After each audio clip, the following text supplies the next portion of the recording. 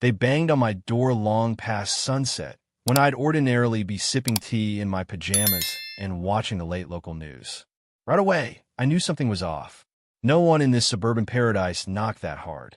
Folks around here typically tapped lightly or rang the doorbell twice. Once so you'd come to the door, and a second time just to be sure you heard them. But this knock rattled the frame. The door actually shook. "Open up," a voice yelled from the other side. "HOA Patrol." HOA Patrol? That was the first time I'd heard the phrase used with such authority. Sure, the neighborhood association liked to keep things tidy. They'd leave polite notes reminding you to store your trash cans out of sight or to mow your lawn if the grass got too tall. But demanding entry like that, barking orders, didn't fit the easygoing place I'd moved into just 5 months earlier. Slowly, I opened the door a crack to get a good look. In front of me stood a man wearing a reflective vest over a navy blue shirt. He held a flashlight like a weapon, shining the beam directly into my eyes. It took a moment to adjust and see the second person behind him, a woman with a notepad, also in a reflective vest. They had no official badges, just generic patches that said security in big white letters. "Is there an emergency?" I asked, attempting the approachable tone my mother had taught me decades ago. She believed in neighborliness. She believed in giving people the benefit of the doubt. "We've received several complaints about suspicious activities and trespassing in this area," the man barked. "We're conducting a search of all properties." Before I could respond, he tried to wedge his foot between the door and the frame. My heart lurched, but not in panic or fear, rather in disbelief that he'd dare. He might have expected an immediate retreat, but he had no idea who he was dealing with. Let me backtrack for a moment. I'm the assistant director of the FBI's local field office, a position just one rung below director for that specific bureau. The typical neighborhood resident had no clue. I'd moved here precisely for the privacy and sense of normalcy. After all, I needed somewhere peaceful after spending day after day swimming in the turmoil of investigations, stakes, and stings. When I first bought this house, I was hoping for quiet dinners, long walks with my Labrador, Murphy, and an occasional wave to the neighbors.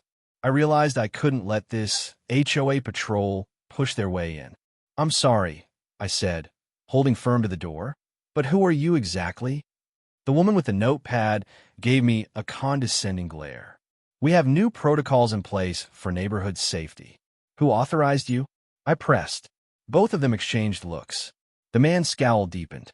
"Excuse me, but you're required to allow the Homeowners Association's safety team to do a security check. Didn't you receive the memo in your mailbox?" "No," I said curtly. "I haven't. And if I had, I'd remember something so official." He opened his mouth, presumably ready to double down on his intimidation. But he paused as something behind me caught his eye. I glanced over my shoulder and realized he might be staring at a framed award I kept in the foyer. It was for outstanding service in a high-level law enforcement capacity. I'd hung it discreetly, not right in the entryway, but near the staircase. If you were nosy enough or had a flashlight pointed at just the right angle, you might see it. Quickly, I stepped to block his view. "Would you mind stepping away from my door?" He cleared his throat. "We have the authority to search your home for suspicious activity," he said, but there was an edge of uncertainty in his tone now. I took a breath to keep my composure. Confrontations like this rarely ended well if you lost your cool. "The only authority to search my property," I stated calmly, "would come with a warrant from a judge or an official order from law enforcement, which you do not have." Silence lingered for a full 5 seconds. Then, the woman tried another angle. "Do you have any idea how many break-ins have happened in the last few months?" I tilted my head. Actually, I did. We'd had 2 burglaries reported to the local police. Suspicious, but small-time stuff. My neighbors mentioned a lawnmower stolen from a garage, a few packages missing from porches. Nothing that justified a paramilitary approach. And if I had to guess, these self-proclaimed HOA Patrol members have been scaring more neighbors than the petty thieves had. I could see fear starting to flicker in the woman's eyes. My stance likely telegraphed that I was no pushover, that intimidation alone wasn't going to work on me. I was fairly certain they lacked any official backing because the real HOA, from what I'd read in their monthly newsletter, was basically a group of older residents who organized block parties and made sure the community pool stayed clean. "We're going to file a complaint." The man spat, still pushing the door slightly. With a stony expression, I widened the opening just enough. "Then do it," I said, stepping outside fully. The night air was cooler than I expected, carrying the faint smell of honeysuckle from a neighbor's yard. "But you're not trespassing in my home without the proper documentation or cause." He raised a flashlight, shining it at my chest. "We can arrest you for non-compliance," he threatened. That was the moment I nearly laughed. On the inside, of course. "Arrest me," I repeated, as if the very concept was foreign. "We have the authority," he insisted, though the quaver in his voice suggested doubt. The woman nodded but gripped her notepad so tightly that her knuckles went white. In my professional life, I'd faced hardened criminals, terrorists, con artists, and deranged individuals far more dangerous than a pair of supposed HOA Patrol officers. Still, I found my pulse quickening. There's a certain frustration when you see someone abusing authority they do not rightfully hold. It's one thing to confront real police or an actual federal agent. It's another to bully unsuspecting civilians under false pretenses. I folded my arms. If you try to place me under some made-up citizen's arrest, you'll be making a grave mistake. The man glared. "We'll see about that," he said. That's when, from next door, I heard my neighbor's voice, shaky but insistent. "Darla, call the police." The neighbor, Mrs. Chan, was standing under her porch light, phone in hand. She'd obviously come out after hearing the commotion. Instantly, the duo tensed. It was clear they wanted to avoid a real police presence. The man swung back toward me, pointed a finger inches from my face, then hissed, "You'll regret this." But they retreated hastily, as though they'd just realized the neighborhood had awakened to their nonsense. I watched them disappear down the street, their vests visible under the glow of the street lamps. It wasn't until they were out of sight that I allowed myself a low exhale. My shoulders unwound, and I gave Mrs. Chan a grateful nod. She waved timidly and slipped back inside. My porch light flickered gently in the evening breeze, illuminating the footprints their boots had left on my walkway. I closed the door, locked it, and flipped off the outside light. My mind was racing, mentally cataloging every detail of this confrontation. They said they were with the HOA. They claimed to have arrest authority. They threatened me. Something bigger was going on here. And I knew I had to find out exactly what it was, especially if they were targeting the neighbors who were less likely to stand up to them. Retreating to my living room, I glanced at Murphy snoozing in his dog bed. He lifted his head at me, eyes drooping. "Don't worry, buddy," I whispered. "I've got this under control." Even as I said that, a twisting sense of foreboding settled in my stomach. Imposters always had a motive: money, fear, or something worse. And if they were brazen enough to try and intimidate someone on their own doorstep, who knew what else they'd do? I spent the following morning cataloging everything that had happened. It's second nature for me to compile details with the thoroughness of a crime scene investigator, even when the situation involves suspicious civilians. So I jotted down times, descriptions, possible motives, and the man's exact words: "We can arrest you for non-compliance." Over breakfast, I mulled over the fundamentals. This neighborhood's real HOA, Pleasant Hills Community Association, had a reputation for mild involvement. The association board was made up of retirees who took pride in carefully curating the monthly newsletter, garden tips, upcoming yard sales, and occasional calls for volunteers to repaint park benches. They weren't bullies or small-time tyrants. I hadn't once heard about a specialized patrol that had the power to conduct nightly checks. While nibbling on buttered toast, I considered paying a visit to the HOA's main office. It operated out of a converted garage near the community pool. If there was something official about this patrol, someone at the office would know. But a bigger part of me said that this so-called patrol had no real ties to the official HOA. Right as I finished my coffee, a crisp ring from my phone broke the silence. The number was local. I raised an eyebrow, expecting perhaps the local police to follow up, but it turned out to be my immediate boss from the FBI's regional headquarters. "I need an update on that Bowman file," he said. "That one was a large-scale fraud case we've been tracking." The suspected ringleader had gone dark, and we were trying to root him out. Any new leads coming overnight? I had half a mind to tell him about the prior evening's escapade, but thought better of it. The last thing I wanted was to publicize that I nearly ended up in a scuffle with some fake neighborhood enforcers. Instead, I gave a quick professional answer and said I'd have more details by the afternoon. After the call ended, I slipped a small notepad into my jacket and decided to visit the HOA office. Better to get clarity before I approached the local police. It was a bright, crisp day, and the sky arched overhead in a brilliant cobalt. Perfect for a little stroll, except for the tension thrumming at the back of my mind. The converted garage that served as Pleasant Hills Community Association headquarters was an unassuming structure with a hand-painted sign above the door. As I entered, I was greeted by the faint buzz of a fluorescent light. A gray-haired woman with round glasses sat behind a desk stacked with papers, rummaging through a file cabinet. She looked up, startled to see me. "Oh, hello. Can I help you?" I introduced myself simply as a resident of the neighborhood. "I wanted to ask about a patrol that came by my house last night," I said carefully. They called themselves HOA Patrol, wore reflective vests, claimed they had the authority to do home inspections. The woman looked at me like I'd grown two heads. "HOA Patrol? We don't have anything like that." I nodded. That's what I suspected. They used intimidation, threatened to arrest me for noncompliance. Perhaps they're imposters. She fumbled for a sticky note. Arrest? That's bizarre. I've never even heard of such a thing. She jotted something down. They had vests. I provided a general description. A tall man, short dark hair, stern voice, a woman with him carrying a notepad. The older woman's eyes widened in alarm. "None of our volunteers do house checks," she said firmly. "We operate the neighborhood watch, but that mostly involves letting folks know when they see suspicious vehicles or if mail goes missing. And we don't barge in anywhere. Never. We're just neighbors looking out for neighbors." Her reaction was genuine, which only solidified my suspicion that these officials were frauds. I thanked her, and she handed me a copy of the association's bylaws, highlighting the section stating any official visits would come only after a written notice. Leaving the office, I took a moment to breathe in the spring air. Imposters? But for what purpose? Were they collecting fines? Maybe they planned to strong-arm people into paying some shady fee. Maybe they were scouting homes to burglarize. Their bizarre claim of having arrest powers suggested they wanted to push the boundaries and see who folded under intimidation. I recalled the man's final words before they left.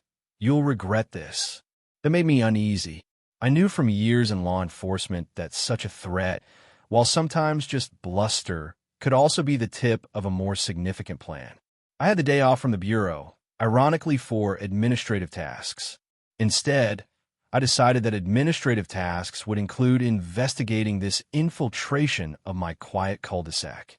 I knocked on a few neighbors' doors, careful not to alarm them, but curious if they'd had any run-ins. A retired couple on the next block told me they'd received a strange note in their mailbox, supposedly from the HOA, telling them to pay a $200 compliance fee for unauthorized yard fixtures.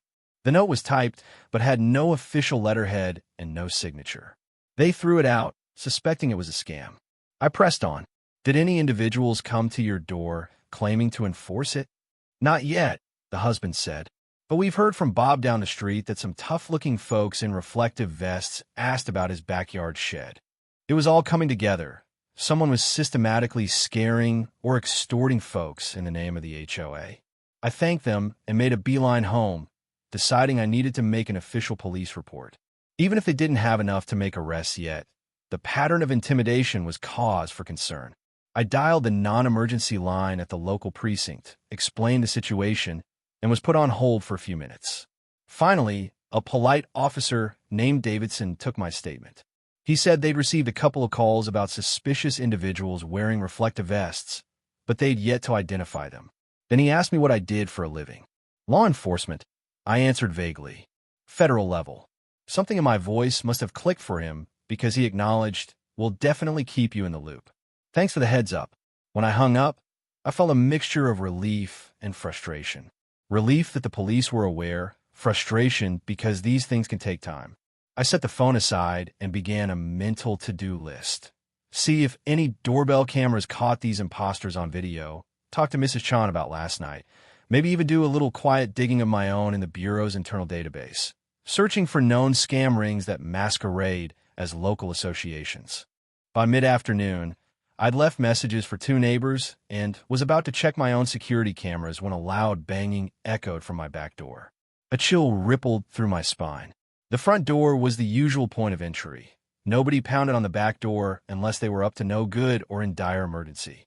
Careful not to silhouette myself, I peered around the kitchen corner. I could make out 2 shapes, one short and squat, the other tall, backlit by the sun. Goosebumps erupted on my arms. Before I could open the door, the taller figure let out a sharp command. "We know you're in there." My stomach clenched. The last time someone had said that to me, I was in the midst of a high-stakes raid on a money laundering compound. Never in my wildest dreams did I expect to hear it at my own home in a supposedly tranquil neighborhood. Swiftly, I moved toward the back door, phone in hand, ready to dial the police again if need be. "Who is it?" I called out. "We need to speak with you regarding repeated violations," a voice answered. It was male, but not the same man from last night. Violations? The tension thickened. I debated pulling my FBI credentials right then and there. But part of me wanted to see how far they intended to push their charade and exactly who they were working with. I could feel my pulse hammering in my ears. Were these more fake enforcers or actual criminals testing how far they could go? Taking a steadying breath, I grasped the doorknob. "All right," I said evenly. "I'm listening." The moment I cracked open the back door, a meaty hand shot forward, trying to wedge it open. This time, I was prepared. I sidestepped, letting the door swing wide. 2 men stood there, both in matching reflective vests that looked suspiciously new, as if fresh off some uniform supply shelf. The taller one had a clipboard. The shorter one had the thick, stubby arms of a linebacker past his prime. They didn't bother with niceties. "We have credible reports," the taller one said, reading off his clipboard as though it contained actual charges, "that you're in violation of HOA guidelines. You have unapproved security cameras, and your garbage cans were left out too long on collection day. There's also a complaint about suspicious late-night activity." I stared at him, unblinking. "I see. And you are?" He tapped a cheap plastic badge pinned to his vest. "I'm a lead officer of the new HOA Code enforcement team." I suppressed a laugh. "Lead officer, you say? Mind telling me your name?" He hesitated. "Yes, well, you can just call me Officer Keys." "And this is Officer." The shorter man grunted. "Officer Diaz," he said brusquely. My eyes flicked between them. Both looked slightly uncomfortable under my gaze, as though I could see right through their facade. "And this code enforcement team is sanctioned by Pleasant Hills Community Association." "Of course," said Keys, though his voice wobbled. "You must not have kept up with the newsletters." "Interesting. I was at the HOA office this morning," I said, and they seemed unaware of any new patrol. Diaz blinked rapidly at that revelation. Keys, for his part, slammed his clipboard shut. "We have higher orders. The official HOA might not even be fully informed. We operate at a different level." "Oh, a different level," I echoed, crossing my arms. "You're telling me you outrank the board of directors?" Diaz nodded. "We're dealing with real security issues. That's why we have the authority to issue citations and make arrests if necessary. Safety first, ma'am." I let that sink in for a beat. They didn't seem like typical con artists who might stammer or try to cajole money. These guys were doubling down, determined to prove they held real power. In my line of work, the more brazen the approach, the more sinister the underlying operation often was. This was beyond a petty attempt at fines. Maybe they wanted to establish a stranglehold in the neighborhood, create a climate of fear so folks would pay up or comply. "Well, Officer Keys, Officer Diaz," I said, trying out their phony titles, "I have it on good authority that you're not official anything, and I have no intention of letting you inside my home. Now, kindly remove yourselves from my property." Keys fixed me with a steely stare. "You heard about the break-ins, didn't you? We're trying to keep you safe. If you'd cooperate, you'd see the benefit." I stepped forward, forcing them to move back or risk close contact. They shuffled slightly. "I'll handle my own security," I said softly. "And if you set foot in this house without a warrant, you'll be committing criminal trespass. I suggest you both consider how that might end for you." I could sense Diaz's doubt. He was scanning the yard, perhaps evaluating if there were hidden cameras or neighbors watching from behind curtains. Keys, on the other hand, seemed locked onto me like a predator on prey. But he had no idea I was hardly the vulnerable neighbor he might think I was. "We'll be reporting this to our superiors," Keys growled. "Noncompliance has consequences. Don't say we didn't warn you." He spun on his heel and gestured for Diaz to follow. They headed down the short path that ran along my house to the front yard, looking over their shoulders once or twice, no doubt checking to see if I was calling the cops or chasing after them. I stood there watching them leave, adrenaline still coursing through my veins. As I closed the door, I felt a strange sense of déjà vu, like I'd seen this kind of strong-arm tactic in countless FBI cases, albeit on a larger scale. The question gnawed at me: who was pulling the strings, and why target a quiet suburban neighborhood? I stepped back into the kitchen. Murphy, my Labrador, was up and pacing, sensitive to the tension. I took a moment to calm him, stroking his ears. "We'll sort this out," I said, half to the dog, half to myself.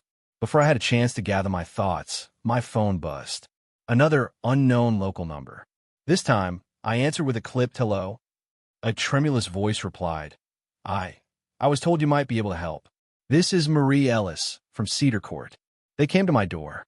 I got your number from Mrs. Chan." My mind jumped to attention. "You mean these HOA Patrol people?" "Yes," she whispered. "But it's worse. They forced their way into my house. They said I owed them over $1,000 in fines, or they'd report me to the authorities. I'm terrified. They wouldn't leave until I wrote a check. And then they threatened me if I told anyone." I clenched a fist. Extortion, intimidation, home invasion. This was exactly what I'd feared. "Marie, are you safe right now?" "I think so," she said, her voice quavering. "They left, but they said they'd come back for more if I broke any more rules. Hang tight. I'm going to call the police on your behalf, and then I'll come see you if that's all right. Keep your doors locked." She let out a shaky breath. "Yes, please. Thank you." After hanging up, I immediately called the local precinct, now with a more urgent tone. Officer Davidson again took my call, and when I told him about the forced entry and extortion, he sounded alarmed. "We're sending a patrol car to Ms. Ellis's address." "Where are you right now?" "My home, about 3 blocks over." "I'll head there too." "She's frightened. Likely these suspects are the same we discussed." He instructed me to wait for uniformed officers, but time was of the essence. Ms. Ellis was a retired schoolteacher, small and frail, the kind who'd never stand up to a pushy scam. I worried they might come back if they realized she'd contacted someone else. I had no official jurisdiction in local cases unless they crossed federal lines. Still, I wasn't about to sit idle. I slipped my off-duty weapon into a discreet holster beneath my blazer, patted my pockets for my FBI creds, just in case, and hurried out the door. Walking briskly down the quiet sidewalk, I passed trimmed hedges and neat flower beds. The serenity of the neighborhood was striking against the knowledge that criminals masquerading as HOA Patrol were prowling around, terrorizing residents. That's how confidence games often worked. They bank on no one believing that someone would be so brazen in a calm, middle-class community. 2 minutes later, I arrived at Ms. Ellis's house. The front curtains were drawn. I could see her silhouette in the window, peeking out. I knocked gently, identifying myself. The door eased open on a chain, revealing a pale, trembling face. "Oh, thank goodness," she breathed, letting me in. Inside, her normally cheerful living room felt claustrophobic. She clutched her hands together so tightly I feared she might bruise her knuckles. They came in, rifled through some of my things, said they had proof I was violating HOA regulations. My cat's litter box was in plain sight, or I'd left the yard gnome on the lawn, or something ridiculous. Then they demanded money. "Where's your checkbook?" She gestured shakily.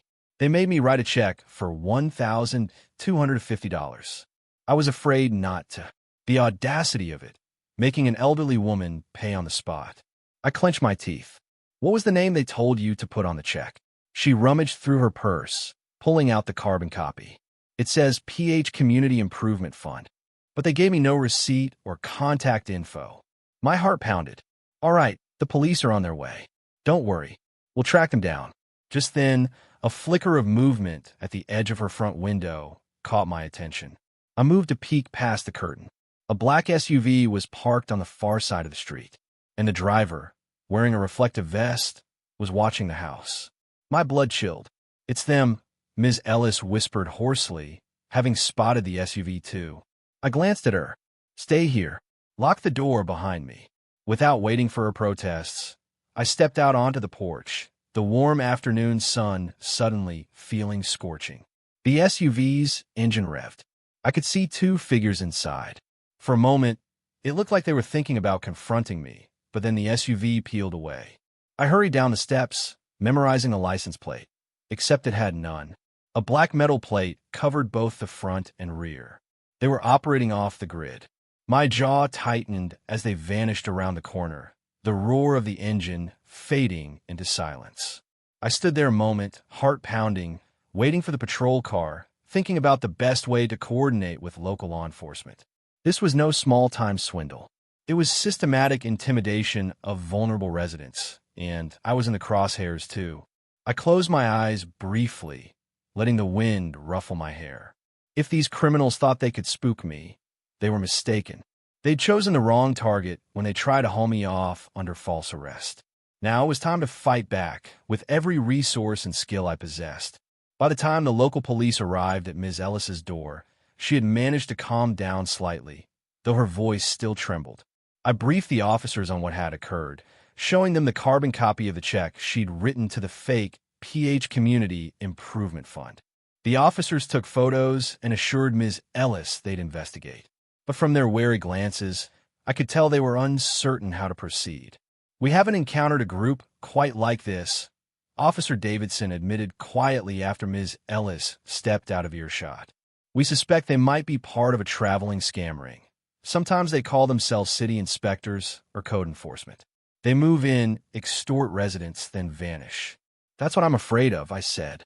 But these people are stepping up their game with intimidation, searching homes without permission, and even threatening arrests. They're bolder than most. He nodded grimly, which suggests they've done it before or have enough muscle to back them up. We'll increase patrols in the area, see if we can pick them up. But if they're not using a legitimate vehicle or have stolen plates, it's tricky. My phone buzzed with a text from the Bureau's internal dispatch, an update about an unrelated matter. I glanced at it, ignoring it for the moment. My mind was on these imposters.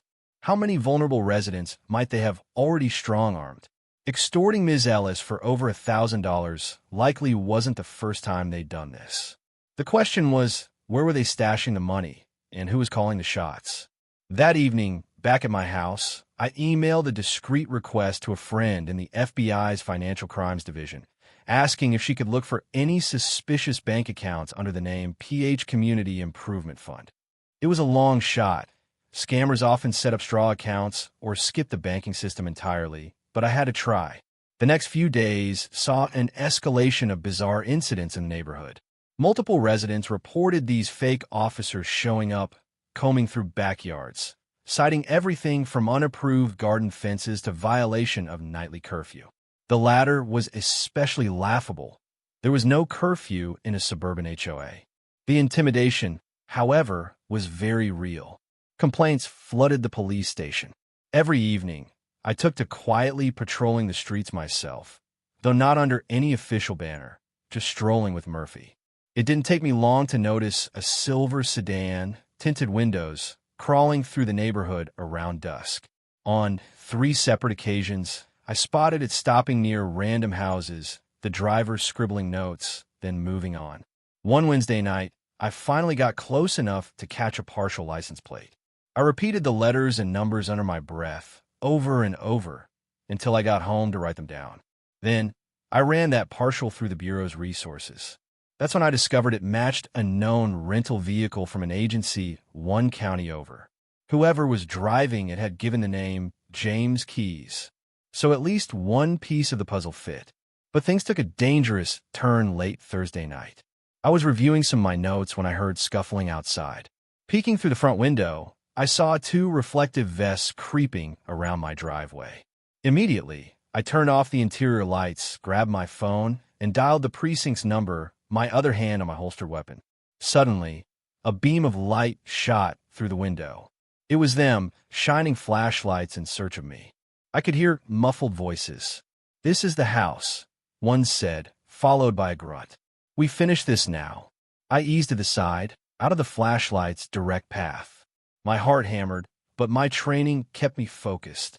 The next moment, my phone crackled in my ear as I whispered to the dispatcher, "Two suspects outside my home, trespassing." She advised me to remain inside and keep the doors locked until officers arrived. But I had no illusions about how quickly the situation could escalate. These scammers, call them criminals, really had grown bold enough to corner me on my own property. "Check the side door." I heard a voice bark. My breath caught. If they dared break in, they might be foolish or brazen enough to attempt a confrontation. And if I confronted them, that could mean a shootout right in the heart of a suburban neighborhood. I wanted to avoid that at all costs. Fortunately, flashing red and blue lights spilled across my living room walls before anything worse happened. The local police cruisers arrived, sirens off, but lights blazing. Through a gap in the blinds, I watched the reflective vests scramble. They bolted down the driveway, hopped a low fence into the neighbor's yard, then disappeared into the darkness. Officers fanned out, searching. I stepped outside once I was sure it was safe, FBI credentials in hand, explaining the situation to the ranking officer on scene. They combed the area, but Keys or whoever was with him had vanished. "I'll file a full report," the officer said, his forehead creased with concern. "There's got to be a main base of operations somewhere. They keep slipping away too easily." That night, I got little sleep. I was used to high-stress, big-impact operations, but usually I had a team, backup, a clear mission. Now, I felt like a lone soldier, even if the local police were on my side. Worse yet, my neighbors, my fellow residents, were growing frightened by the day. No one deserved to feel unsafe in their own home. By Friday morning, a break finally came. My friend in the financial crimes division called. "I found an account," she said, voice hushed, "under the name PH Improvement Fund. It's not at a major bank. It's at some small credit union in the next county. Transaction started about 6 weeks ago, all deposits from personal checks, totaling around $15,000. My mouth went dry.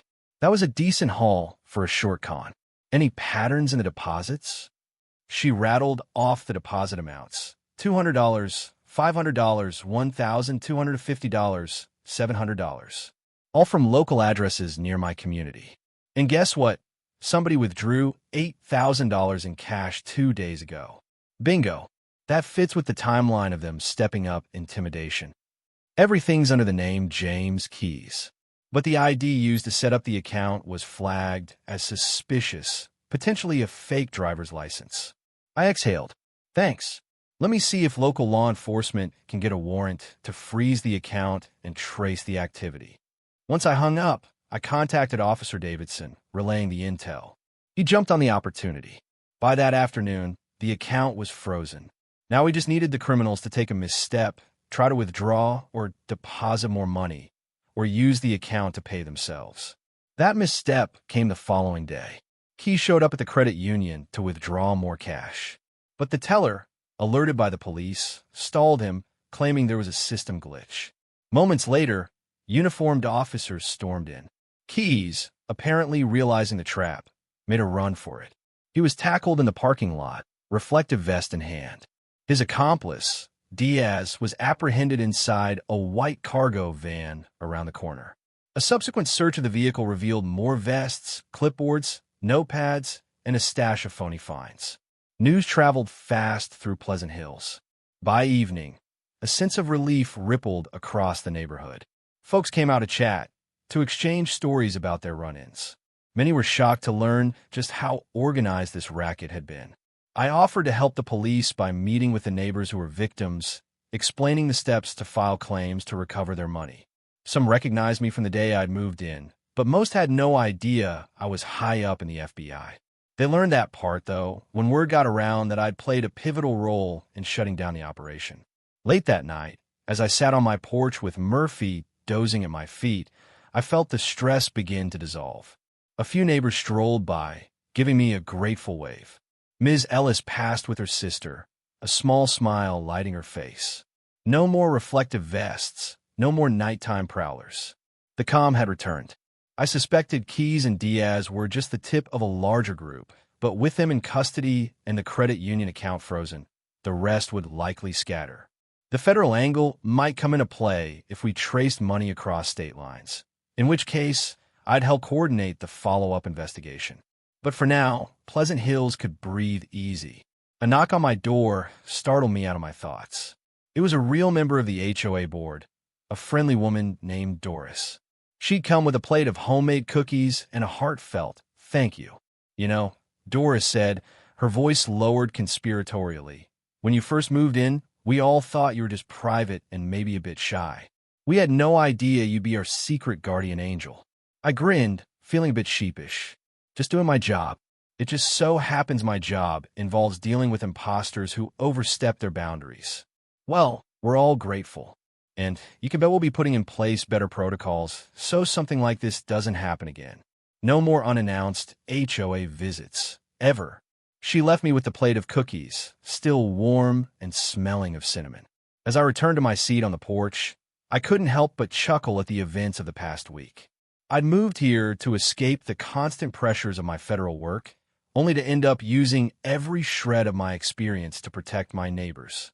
The night air settled around me, soft and mild.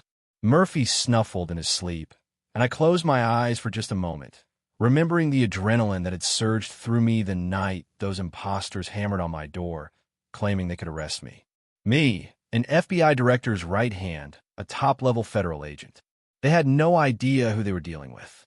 In the aftermath, I realized something. Living in a quiet suburb doesn't mean leaving your sense of vigilance behind. Crime can creep into the most unsuspecting corners. But so can justice.